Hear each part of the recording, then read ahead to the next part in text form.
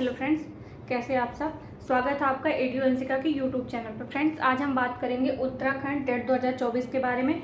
कल हमने बात करी थी झारखंड टेट के बारे में। उसका नोटिफिकेशन आया था शायद 1 वीक पहले। हमने उसके सिलेबस, आज उसका फॉर्म भरना स्टार्ट हुआ है झारखंड टेट के बारे में।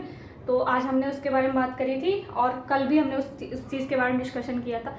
तो आज हम बात करेंगे, इसकी अपडेट आ जाइए। आज इसका उत्तराखंड टेट का आज ही नोटिफिकेशन आया है, तो आज हम इसके बारे में बात करेंगे।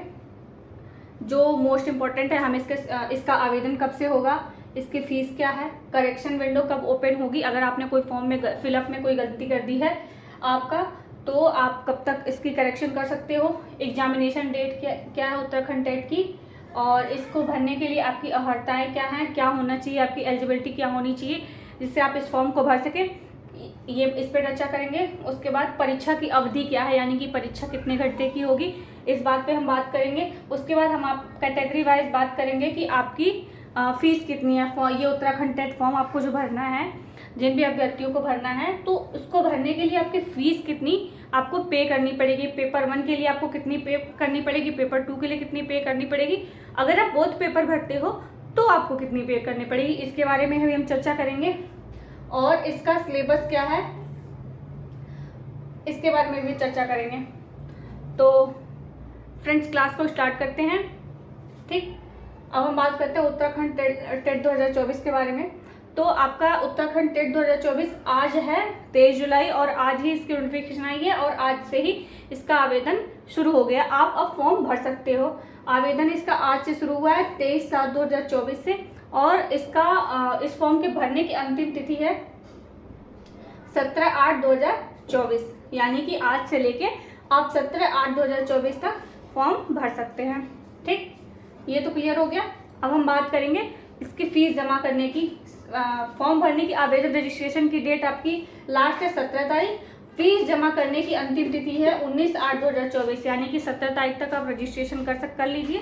अगर आपने उस टाइम के बाद भी अगर फीस नहीं जमा की है तो आप 19/8/2024 तक आप फीस जमा कर सकते हैं उत्तराखंड टेट की। अब अगर आपने ये दोनों कर लिया, लेकिन आपने ये कर लिया, लेकिन आपने फॉर्म जो है फिलअप में कुछ गलती कर दी, किसी ने नाम में गलत कर दी या फिर किसी ने कुछ भी गलत कर दिया, कुछ आपको करेक्शन करना है, तो आपकी जो करेक्शन की जो विंडो ओपन होगी वो होगी 20/8/2024 से 22/8/2024 तक, यानी कि आप 20 तारीख, 21 तारीख और 22 तारीख, यानी कि 3 दिन आप करेक्शन विंडो को जब ओपन रहेगी तो आप जाके अपना करेक्शन कर सकते हैं, जो भी आप गलतियां हैं उसको सुधार कर सकते हैं। ठीक है, अब आपकी बात करेंगे उत्तराखंड टेट की, जो है इसका एग्जामिनेशन कब है। तो उन लोगों ने साफ साफ इसके साथ ही बताया है कि आपका जो एग्जाम है, प्रस्तावित एग्जाम है 26 अक्टूबर 2024 दिन शनिवार।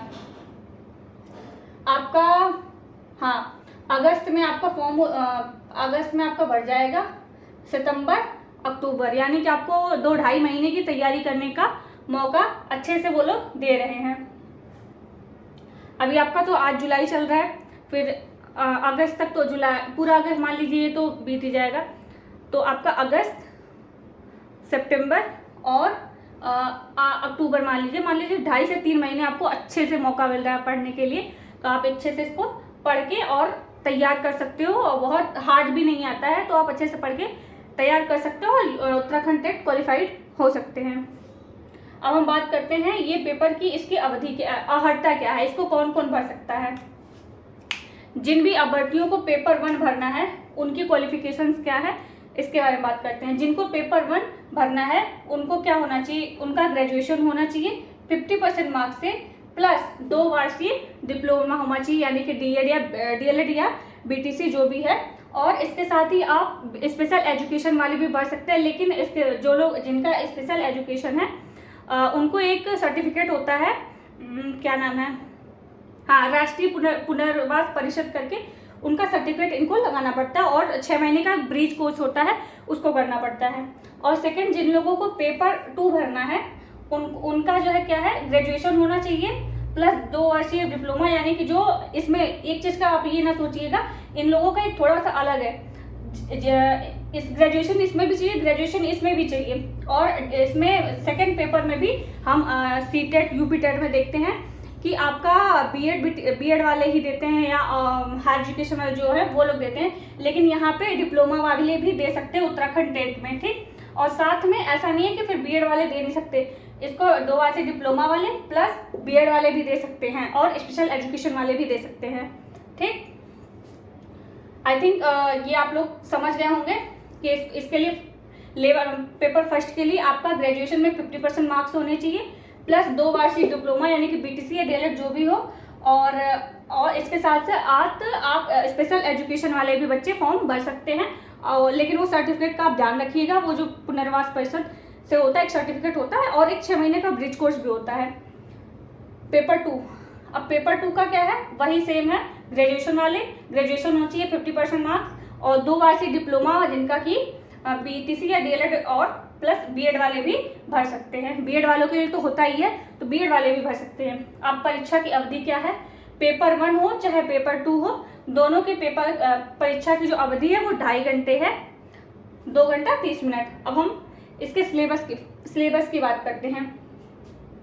तो फ्रेंड इसका सिलेबस है जैसा कि आपका सीटेट का सिलेबस है, सेम टू आपका इसका भी सिलेबस है, ठीक। थोड़ा सा आपका लैंग्वेज चूज करने में थोड़ा सा डिफरेंस है, बाकी सब कुछ सेम ही सेम है, ठीक। आपका एनसीईआरटी से इसमें भी क्वेश्चन बनते हैं। आपके सीटेट में आता है पेपर 1 में, जैसे पेपर 1 में आता है सेम इसमें भी है। आपका सीडीपी है, लैंग्वेज, सबसे पहले लैंग्वेज का आपका जो अगर जब आप फॉर्म भरते हैं तो इसमें आपका लैंग्वेज 1 में हिंदी, सॉरी मार्कर चल नहीं रहा है, मैं आप लोगों को बता देती हूँ। तो जब आप फॉर्म भरते हैं तो जब आप लैंग्वेज 1 भरते हैं तो हिंदी या इंग्लिश आप दोनों में से आपको कोई एक चूज करना पड़ेगा, ठीक। आप जब हिंदी कर देंगे, आपने सपोज आपने फर्स्ट लैंग्वेज में आपने हिंदी चूज कर लिया, ठीक। अब सेकेंड में आपको हिंदी, इंग्लिश, उर्दू और संस्कृत 4 ऑप्शन मिलेंगे। अगर आप पहले में हिंदी चूज कर लेते हैं तो आप सेकेंड पेपर में हिंदी नहीं चूज कर सकते, और अगर आपने पेपर 1 में इंग्लिश चूज कर लिया तो आप सेकेंड में नहीं कर सकते। यानी कि अगर आप जो सेकेंड लैंग्वेज अगर आप जो भी चूज करेंगे, ठीक, वो आपका पहले वाले से भिन्न होना चाहिए, दोनों आप सेम नहीं चूज कर सकते हैं। अगर आपका पेपर 1 में हिंदी है तो आप सेकेंड में हिंदी छोड़ के इंग्लिश, उर्दू, संस्कृत तीनों में से कोई भी ले सकते हैं। लेकिन आप पेपर 1 में अगर आप इंग्लिश लेते हैं तो आप सेकेंड पेपर में हिंदी, उर्दू और संस्कृत तीनों में से कोई भी ले सकते हैं। इसके साथ आपका ये है मैथ्स, उसके साथ है एनवायरमेंट, यानी 30-30 नंबर के सारे क्वेश्चन हैं, 30 हर सेक्शन 30-30 नंबर का है और कुल मिला के आएंगे 150 क्वेश्चन। कोई नेगेटिव मार्किंग नहीं है, एक क्वेश्चन 1 नंबर का है, ऋणात्मक अंकन नहीं है। और सेम ऐसे आपका पेपर 2 है, बस आपका ये है कि जो पेपर 2 में आपका ये जो है जो मैथ्स है, मैथ्स की जगह आपका पहले आप पेपर 2 में सेम पैटर्न है, मैं आप लोगों को बता देती हूँ। आपका सीडीपी रहेगा, लैंग्वेज में आपको सेम फॉलो करना है। लैंग्वेज में अगर आप हिंदी चूज करते हो तो आपको सेकेंड में इसमें से इंग्लिश, उर्दू या संस्कृत चूज करना पड़ेगा, या इंग्लिश करते हो तो हिंदी, संस्कृत, उर्दू कुछ भी कर सकते हैं, ठीक है। और उसके अलावा जिनका मैथ साइंस है उनका मैथ्स और साइंस आएगा, और जिसका वो है एसएसटी है तो उसका एसएसटी आएगा, ठीक है। तो 60 क्वेश्चन आपके एसएसटी से आते हैं और 30-30-30 ये हो गया 60 क्वेश्चन आपका मैथ साइंस से, जिसका मैथ साइंस होगा, और जिसका एसएसटी होगा उसका एसएसटी से आएगा 60 क्वेश्चन, और 30-30 ये जोड़ने का 150 नंबर के पेपर है, और ऐसे ऐड करके 150 नंबर हो जाएगा। अब हम बात करेंगे फीस कितनी है इसकी। तो हर कैटेगरी की फीस अलग अलग है। अगर हम बात जनरल की करें तो आपके जनरल की फीस है, जनरल और ओबीसी की फीस है 600 रुपये पर पेपर की। लेकिन अगर वो बोथ पेपर भरते हैं तो उनको 1000 रुपये लगते हैं। और SC ST OBC category, sorry SC ST जाति के लोग भरते हैं तो उनके लिए है पर पेपर का 300 रुपये। अगर वो दोनों पेपर भरते हैं, बोथ पेपर, तो उनके लिए है 500 रुपये, कुछ छूट है। सब कुछ हो गया है।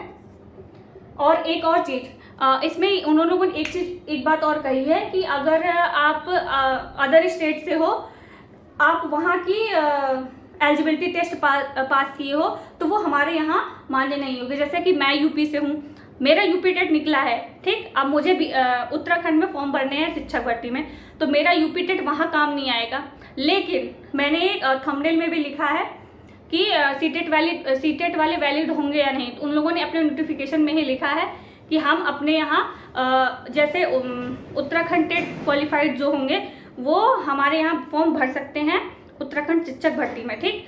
वैसे ही सीटेट क्वालिफाइड जो छात्र होंगे वो भी भर सकते हैं। लेकिन अदर राज्य की जो एलिजिबिलिटी टेस्ट होता है, वो जैसे यूपी टेट हुआ, हरियाणा टेट हुआ, ये हर स्टेट का अलग अलग, वो हमारे यहाँ एलिजिबल नहीं होंगे। बस सीटेट वाले कोई भी छात्र जिनका 90 नंबर है वो हमारे यहाँ एलिजिबल है शिक्षक भर्तियों में।